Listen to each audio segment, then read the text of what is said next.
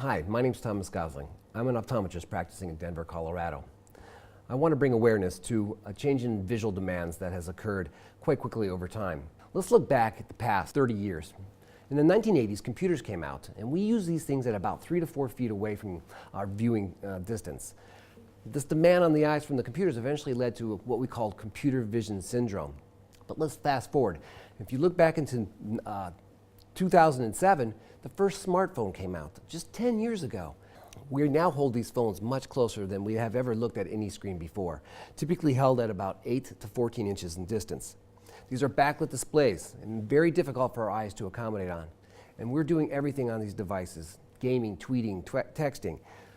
Let's take a look at the tablet. If we realize the tablet came out in April of 2010, in seven and a half years, this device has outsold computers. So we must understand that the world has changed in the way that we perceive it, with the demands on our eyes being ever so great. In 2017, Hoya conducted a global focus group to see how people were utilizing their eyes and to see how they're using their devices and alternating their viewing distances. They broke the group into 2 different groups. What they found was these groups were spending on average 8 to 10 hours a day viewing screens, with a peak up to 15 hours a day. So the focus group conclusion actually came down to that most people reported some kind of discomfort, whether it was the eyes, the neck, or the back.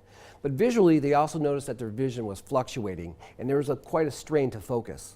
They were getting headaches that ranged from slightly dull to throbbing, and others actually noted that they were sleepy, tired, and they lost concentration.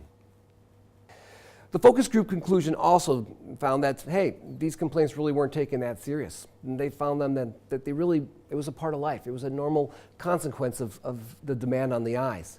They really didn't take the symptoms seriously. Dry eyes, blink rates decreasing, increased dryness, increased light sensitivity. That accommodative system is much more sensitive to lights, especially headlights coming at you directly. That's one of the key questions I like to ask my patients is sensitivity to light, and especially headlights.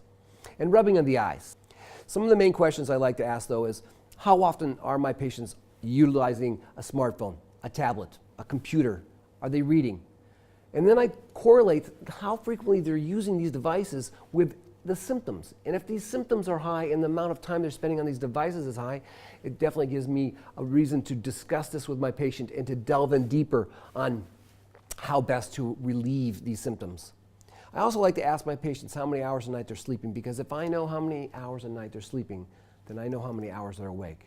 And if I know they're awake for 16, 17 hours of the day, and they're spending 12, 14, 16 of those hours that they're telling me at near, then we really want to make that discussion as what their primary pair of glasses really should be, or what they should be doing on a regular basis.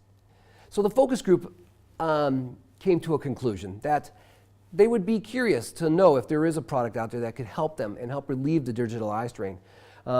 Something that can protect versus fixing it, something that can postpone or lessen the symptoms of digital eye strain. But they really wanted to know that, first of all, can you prove to me that it works?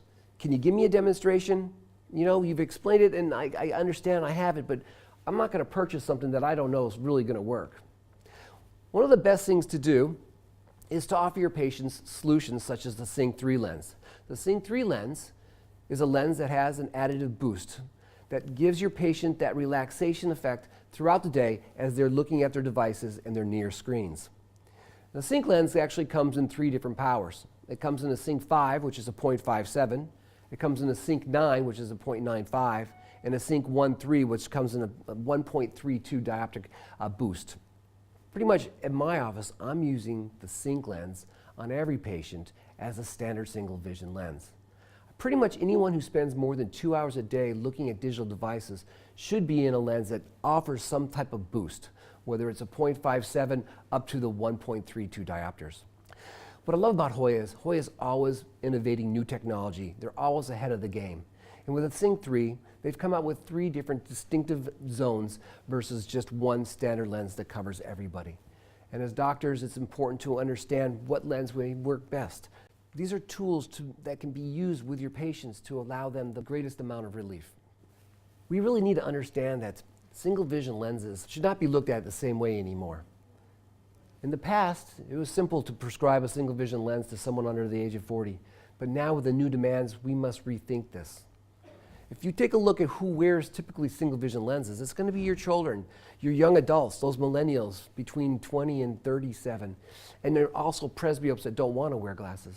There's a paradigm shift in the direction of lens prescribing, where it used to be single vision lens, and then it moved into progressives.